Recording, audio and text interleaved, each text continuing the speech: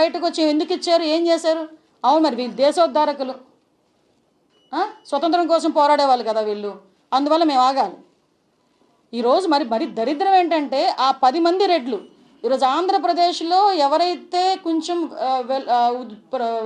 ఏంటది వ్యాపారాలు చేస్తున్నారో వాళ్ళందరి మీద కన్నేసి మొత్తం రాష్ట్రాన్ని దోచేయడానికి రెడీ అవుతున్నారు. ఈరోజు పోలీస్ డిపార్ట్మెంట్ ఫర్మ్గా యాక్ట్ చేస్తుంది. ఈరోజు అన్నీ కూడా బయటకు తీసుకొచ్చాము. సో ఈరోజు ఏడీ వాళ్ళు కూడా దాని మీద ఎంక్వైరీ పెట్టారు. అన్నీ ఎక్కడ మీరు ఎన్ని ట్వీట్లు పెట్టుకుంటే ఆ ట్వీట్లకే పరిమితం అవుతారు. ఏదో రోజు జైలు నుంచి కూడా మీ తరపున ఎవడో ఒకటి బయట ట్వీట్లు పెట్టే పరిస్థితి వస్తుంది, అంతే. బియ్యం అక్రమ రవాణాకు సంబంధించి ఒక గతంలో గ్రీన్ ఛానల్ ఏర్పాటు చేసుకుని స్లిప్స్ ఇచ్చేవారు. గ్రీన్ స్లిప్స్ అవి పట్టుకునేవారు కాదు.